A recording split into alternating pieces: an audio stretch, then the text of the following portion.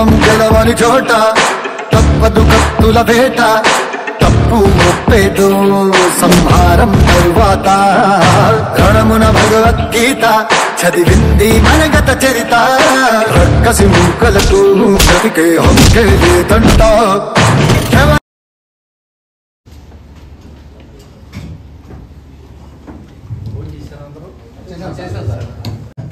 మన పసుపు కుటుంబ సభ్యులందరకు స్వాగతం సుస్వాగతం. వస్తున్న గారు చెప్పారు సబ్జెక్ట్ అంతా. నేను మీలో కొంతమంది అయితే నా దగ్గరకు వచ్చి ఆఫీస్కి వచ్చి కలిసారు, గుర్తుంది. కొంతమందిని అయితే అంటే జనాల్లో కలిస్తే గుర్తుపట్టకపోవచ్చు. 1-2 సార్లు కలిస్తే నేను అందరినీ వెంటనే కాకపోయినా ఒకసారికో 2 సార్లుకో 3 సార్లుకో నేను పేరు గుర్తుపెట్టుకొని పిలవగలిగే పరిస్థితి వస్తుంది. మీరు పేరు పెట్టి పిలవట్లేదనో ఇంకోటి అనుకోవద్దు దయచేసి. అట్లనే మీరందరూ విషయం చెప్పారు. కాన్స్టిట్యున్సీలో ఎవరు నా దగ్గరికి ఇప్పుడు 365 రోజులు అవుతుంది, రఫ్గా 1 year అవుతుంది నేను గెలిచి. అవుట్ ఆఫ్ 365 డేస్లో నేను అసెంబ్లీకి వెళ్ళినా లేకపోతే కాన్స్టిట్యున్సీలో కానీ మ్యాక్సిమం 325 డేస్ నేను గడిపాను. 325 డేస్ నేను కాన్స్టిట్యున్సీలో గడిపాను. ప్రతి ఒక్కటి ఇంత డెప్త్గా మాట్లాడుతుంటే ఒక స్టూడెంట్ అయ్యింది, మాకు కూడా సార్ ఏదో ఒకటి చేస్తారు అని ఒక నమ్మకం వచ్చింది సార్. ఏంటంటే మా కాలేజ్ ఒక గ్రౌండ్ లేదు సార్, అసలు సరైన గ్రౌండ్ లేదు, ఒక అటు క్రికెట్ కిట్ లేదు, ప్రతి ఒక్కటి గేమ్స్ లో ఏది లేదు సార్, అన్ని తక్కువే. ఏంటంటే కొత్త కాలేజ్ ఏముంది సార్, ప్రతి ఒక్కటి ఉంటేనే ఇప్పుడు మన పబ్లిసిటీ అవుతుంది. ఇప్పుడు గ్రౌండ్ బయట ఆడుకుంటేనే 10 మంది పోతుంటే ఎవరు అంటే పాలిటెక్నిక్ కాలేజ్ ప్రోసోగర్ చదువుకుంటున్నారు, 2 సివిల్ బ్రాంచ్లు ఉన్నాయి, ఎలక్ట్రికల్ బ్రాంచ్, అన్ని పబ్లిసిటీ అయింది సార్. అదొక్క కోరికే సార్. నువ్వు చెప్పింది కరెక్టేనమ్మా. అది కొత్తగా కంపల్సరీ ఫండ్స్ ఉంటాయి, దానికి సంబంధించి గేమ్స్కి సంబంధించి వాళ్ళు కిట్లన్నీ ఏర్పాటు చేయాల్సిందే.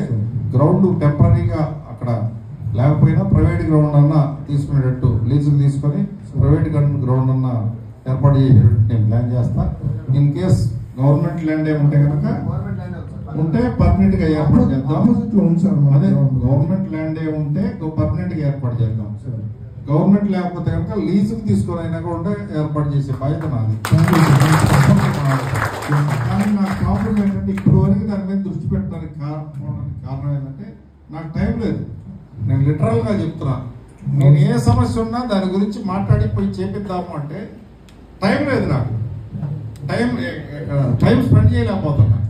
అందువల్ల నాకు రాబోయే రోజుల్లో 10 రోజుల్లోనో 15 రోజుల్లో నేను సిస్టమ్ డెవలప్ చేయబోతున్నా. అప్పుడు అఖిల్ అన్న చెప్పారు ఇట్లా సార్ని కలవాలంటే మేము కూడా అసలు మా ప్రాబ్లం కూడా చెప్పుకుంటాం అన్నా అంటే ఓకే అన్నారు. అఖిల్ అన్నారు చేపిద్దాం అమ్మా. Okay, thank you sir. చేపిద్దాం. Okay, thank you sir. Okay.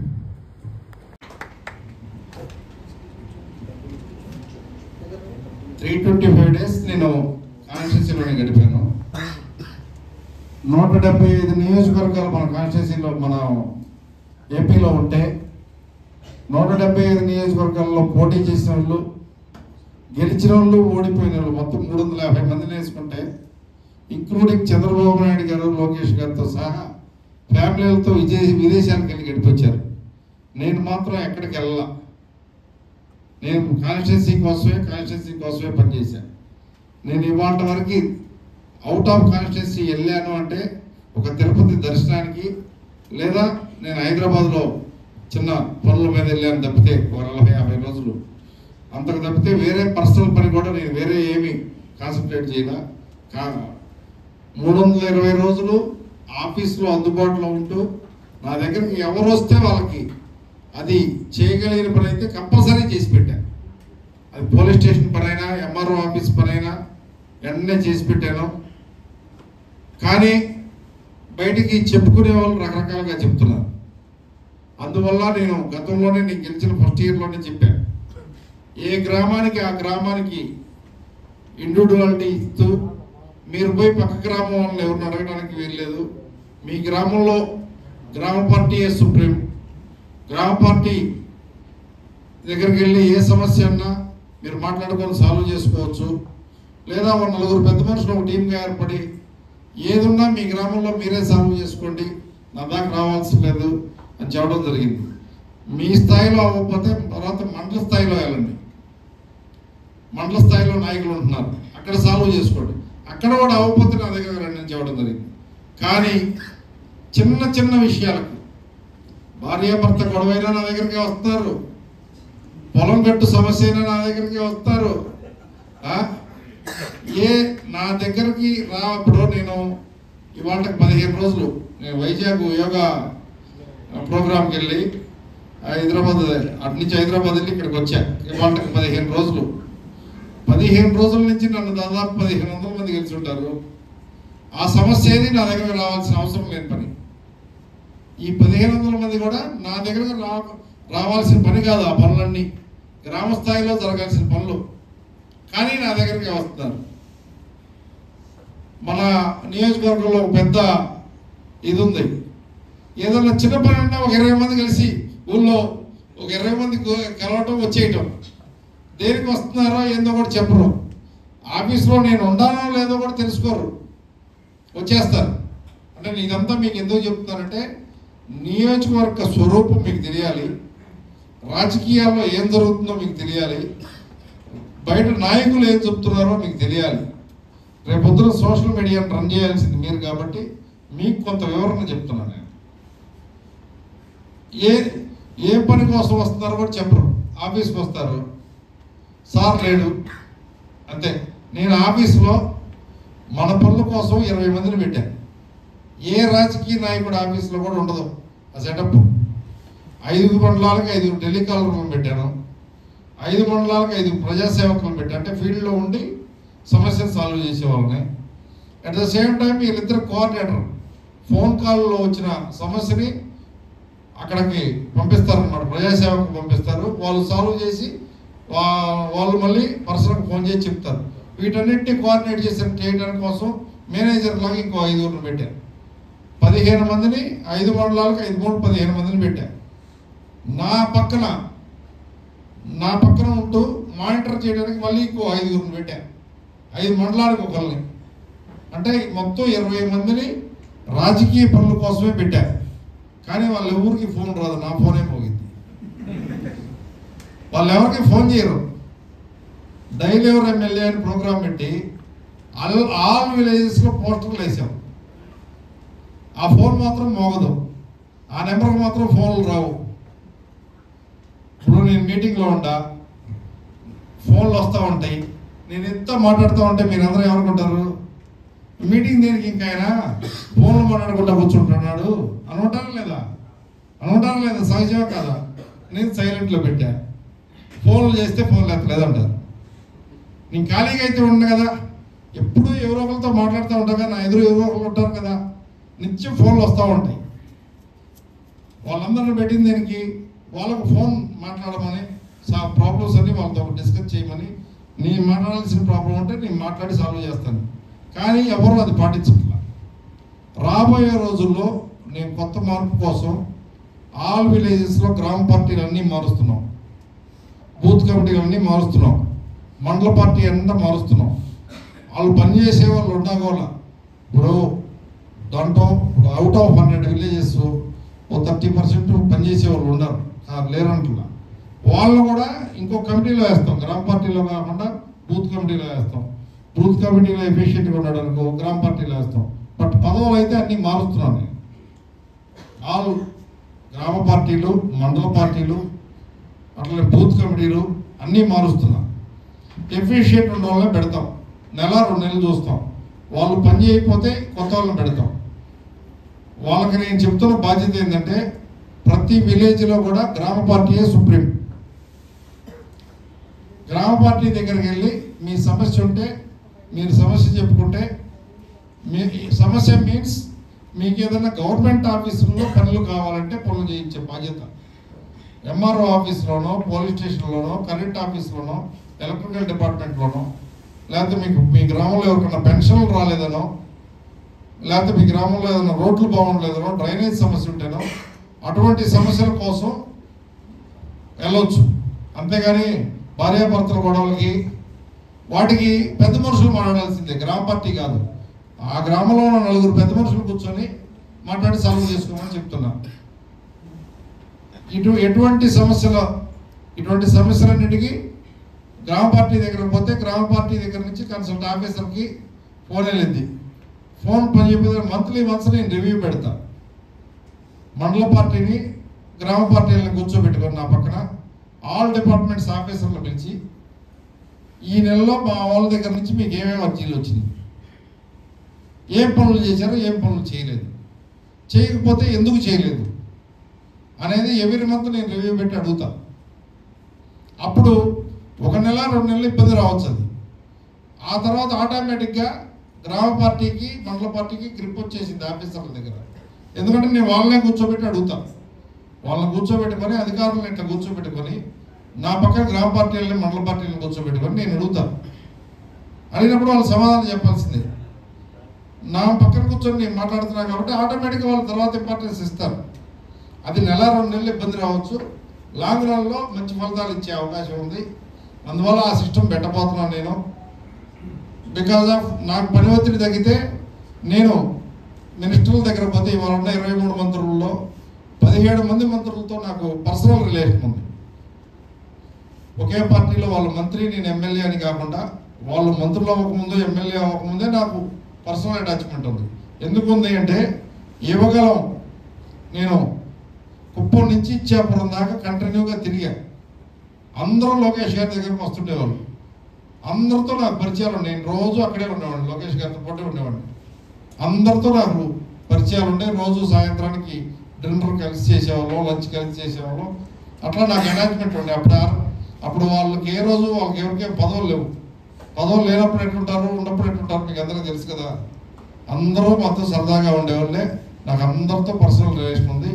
ఎవరి దగ్గరకు పోయినా నేను పని చేయించుకొని రాగలను. బట్ గత సంవత్సర కాలంగా నేను దాని మీద దృష్టి పెట్టలేకపోయాను. ఎందుకు పెట్టలేకపోయానంటే ఉదయాన్నే లేస్తే నేను సెక్రటేరియట్కి పోదామని బయలుదేరితే అవి ఇంటి దగ్గర కింద 20 మంది ఉంటారు. ఈ 20 మందితో మాట్లాడేలోపు ఆఫీస్ దగ్గర ఒక 50 మంది ఉంటారు. ఆ 50 మందితో మాట్లాడేలోపు ఆఫీస్ సెక్రటేరియట్లోకి ఎవరు ఉండరు. సెక్రటేరియట్లో వాళ్ళ పనులు వాళ్ళు చూసుకొని ఖాళీ వెళ్ళిపోతారు.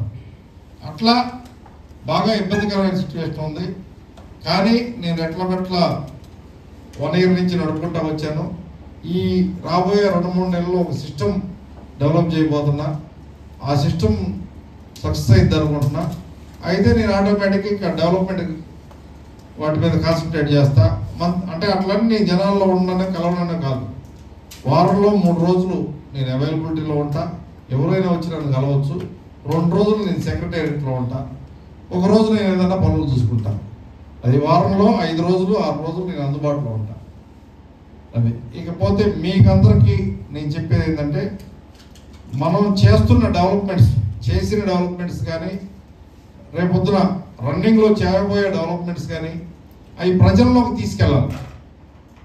ప్రజల్లోకి మీన్స్ పెదకూరుపూడ పీపుల్కి కానీ లేకపోతే అదర్ పీపుల్కి కానీ జనాల్లోకి వెళ్ళాలి అంటే ఇవాళ సోషల్ మీడియానే పెద్ద బలమైన మీడియా. ఆ సోషల్ మీడియాలో మీరందరూ యాక్టివ్గా ఉంటూ మనం చేసే కార్యక్రమాన్ని ప్రజల్లోకి తీసుకెళ్లాల్సిన అవసరం ఉంది. అందువల్ల మనం ఇక్కడ ఈ సమావేశం ఏర్పరచుకోవడం జరిగింది. అట్లనే మ్యాక్సిమం మనం పాజిటివ్ మీదే వెళ్దాం. నెగిటివ్ కంటే కూడా మనం 90% మనం పాజిటివ్ మీదే వెళ్దాం. మనం చేసిన పనులు మనం చెప్పుకోవటం, మనం ఆఫీస్కి ఎవరైనా వస్తారు ఏదన్నా సమస్య మీద, ఆ సమస్య జరిగితే వాళ్ళ చేత ఒక వీడియో బయట చేయించి వేయటం. అటువంటిది ఎట్లా మనం డెవలప్మెంట్ రోడ్డు మన వాళ్ళు చేస్తున్నారు. రోడ్డు డెవలప్మెంట్ చేస్తే రోడ్డు చేయటం, ఏదైనా డ్రైనేజీ చేస్తే మా ఊళ్ళో కొత్తగా ఇది పని చేశారు. ఏదైనా వాటర్ సమస్య, డ్రింకింగ్ వాటర్ సమస్య సాల్వ్ చేస్తే అది రాబోయే రోజుల్లో మనం ఏ పని చేస్తే ఆ పని పబ్లిక్లోకి తీసుకెళ్లాల్సిన బాధ్యత మన మీద ఉంటుంది. అది వాటిలో మనం కొంతమందికి ఏదన్నా ఇప్పుడు జనరల్గా పదవి అనేది బాధ్యత. నేను చెప్పేది ఏంటంటే పదవి అనేది ఇప్పుడు నేనున్నా ఇవాళ ఎమ్మెల్యేనయ్యా, నా పర్సనల్ లైఫ్ మొత్తం పక్క పెట్టేశాను. ఓన్లీ ఇదే, ఇంకా నాకు వేరే పర్సనల్ లైఫ్ అంటూ లేదు. నిత్యం కాన్స్టిట్యున్సీ గురించి, జనం గురించి, ఇదే నా పని, వేరే పని లేదు. అట్లనే మీరు ఏదన్నా పదవి కోరుకుంటే అది పెద్ద బాధ్యత అయింది. మీరు వయసులో ఉండాలి, చదువుకుంటూ ఉంటారు కొంతమంది, జాబులు చేస్తూ ఉంటారు కొంతమంది. ఆ బాధ్యతను చేస్తూ పార్టీ బాధ్యతను కూడా దాన్ని ఏమంటారు ప్రయారిటీ బేస్గా పెట్టుకొని అది చేయండి. ఇప్పుడు మీలో జాబులు చేస్తున్న వాళ్ళు ఎంతమంది ఉంటారమ్మా? ప్రైవేట్ జాబులు కానీ గవర్నమెంట్ జాబులు కానీ.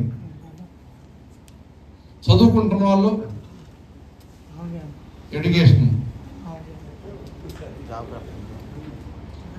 మిగిలిన వాళ్ళు ఏంటి జాబ్ చేయకుండా చదువుకోకుండా ఉన్న వాళ్ళ మధ్యలో వాళ్ళు ఏం చేస్తున్నారు? ఎడ్యుకేషన్ అయిపోయి ఖాళీగా ఉండరా? మీ అందరి బయోడేటాలు ఇవ్వండి ఫస్ట్. ఎడ్యుకేషన్ అయిపోయి ఖాళీగా ఉండాలి, బయోడేటాలు ఇవ్వండి. నేను ఏదైనా ఎంప్లాయ్మెంట్ కోసం నేను ప్రయత్నం చేస్తాను, మీకు ఇంట్రెస్ట్ ఉంటే. ఫస్ట్ మీకు ఎంప్లాయ్మెంట్ కోసం నేను ప్రయత్నం చేస్తాను. గ్యారంటీగా జాబ్ మేళా లాంటిది పెడదాం, ఫస్ట్ ప్రయారిటీ మీకు ఇద్దాం. జాబ్ చేసుకుంటూ మీరు ఈ యాక్టివిటీ చేయండి. ఎందుకంటే మనం ఏ పని చేస్తున్నా మనకి ముందు ఎంతో కొంత ఆదాయం ఇంపార్టెంట్. మనకి జాబ్ చేసుకుంటుంటే ఎంతో కొంత ఆదాయం వస్తూ ఉంటే ఇది దాన్ని ఏమంటారు ప్రైవేట్ జాబ్ కూడా కాదు, దాన్ని ఏమంటారు పార్ట్ టైం లాగా. రాజకీయం అనేది పార్ట్ టైం లాగే, పూర్తిగా మనవాడిలాగా పూర్తిగా ఎక్కించుకున్న ఇబ్బంది. మనవాడు పూర్తిగా ఎక్కించేసుకున్నాడు. అట్లా ఉండాలి కాదంటలా. మేము చదువుకునే రోజుల్లో అట్నే ఉండేవాళ్ళం. వేరే పనేమి చదువుకోవాల్సిన దాని మీద చదువుకుండా, నేను యావరేజ్ స్టూడెంట్, నేను మెరిట్ స్టూడెంట్ కూడా కాదు. తక్కువగా కాలేజీకి వెళ్ళటం కానీ ఎగ్జామ్స్ అప్పుడే వెళ్తుండేవాడిని నేను. కానీ బాధ్యతగా ఉండేవాడిని, ఫస్ట్ బాధ్యతగా ఉండేవాడిని. చదువుకి తక్కువగా ఇంపార్టెన్స్ ఇచ్చినా కూడా ఎక్కువ బాధ్యతగా ఉండేవాడిని. నాకు అప్పటి నుంచే సొసైటీ పట్ల అవగాహన, ప్రజల పట్ల అవగాహన, జనాల పట్ల అవగాహన ఎక్కువగా ఉండేది నాకు. నేను ఎక్కువగా ఫ్రెండ్స్తో ఎక్కువ గడిపేవాడిని. కుటుంబ సభ్యుల కంటే మనం ఎక్కువగా ఫ్రెండ్స్తోనే గడుపుతాం, అవునా కదా? ఇంట్లో ఎంతసేపు ఉంటాం? నైట్ నిద్రపోతే పొద్దున్నే లెగిస్తే మహా ఉంటే ఒక గంట సేపు ఉంటాం, అంతేనా? వచ్చేస్తాం బయటికి. మళ్ళీ మధ్యాహ్నం భోజనానికి వెళ్తే ఒక అరగంట, మళ్ళీ సాయంత్రం వెళ్తే ఒక గంట. మ్యాక్సిమం 2.5 hours 3 hours స్పెండ్ చేస్తాం ఫ్యామిలీతో. మిగతా టైం మొత్తం ఫ్రెండ్స్తోనే టైం స్పెండ్ చేసేది. అందువల్ల తల్లిదండ్రుల ప్రభావం కంటే కూడా ఫ్రెండ్స్ ప్రభావం మన మీద ఎక్కువగా ఉంటుంది. అందువల్ల మనం ఎంచుకునే ఫ్రెండ్స్ కూడా మంచి వాళ్ళు అయి ఉండాలి. అది కూడా జాగ్రత్త గుర్తుపెట్టుకోండి. మనం ఎంచుకునే ఫ్రెండ్స్ కూడా మంచి వాళ్ళు అయి ఉండాలి. ఇక సోషల్ మీడియాలో మీరు అందరూ కూడా ఫేస్బుక్ కనెక్ట్ చేసుకొని ఏ ప్రోగ్రామ్ ఉన్నా పార్టీ ఇచ్చిన ప్రోగ్రామ్ నేను రెగ్యులర్గా చేస్తుంటాను. ఆ ప్రోగ్రామ్ని మీరు ప్రజల్లోకి తీసుకెళ్ళాలి. ఆ బాధ్యత మీ మీద పెట్టుకోవాలి. అందరూ ఇంట్రెస్టేనా?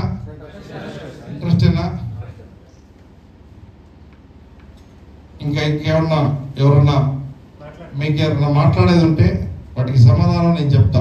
2019 నుంచి 24 దాకా వీళ్ళందరూ బాగా కష్టపడ్డారు, యాక్టివ్గా ఉన్నారు. వీళ్ళు ఏంటంటే డైరెక్ట్ గా మీతో కనెక్ట్ అవడానికి వీల్లేక ఇంకొక నాయకుడు ఎక్కడ ఆ నాయకుడు మీ దగ్గరికి తీసుకొస్తే వాళ్ళ గురించి ఎక్కడ సాడీ చెప్పి వాళ్ళు మేము మీకు దూరం అవుతారనే ఇదితో వీళ్ళు మీకు మీ దగ్గర పని చేయించుకుంటారు. కానీ మీకు వెళ్ళి రే ప్రవీణ్ గారా ఆడపని అయితే రా బాబు ఆఫీస్కి వెళ్తున్నామే కానీ ఒక్క పని కావట్లేదు అని చెప్తాడు. కానీ వాడి దగ్గర ఆ నాయకుడు మీ దగ్గర 3-4 పనులు చేయించుకొని ఉంటాడు. చేయించుకొని గ్రామంలోకి వెళ్ళి అంటే చెబుతాడు. వీళ్ళందరూ మీ గురించి మైండ్లో ఇప్పటికీ అదే ఉంది వీళ్ళకి.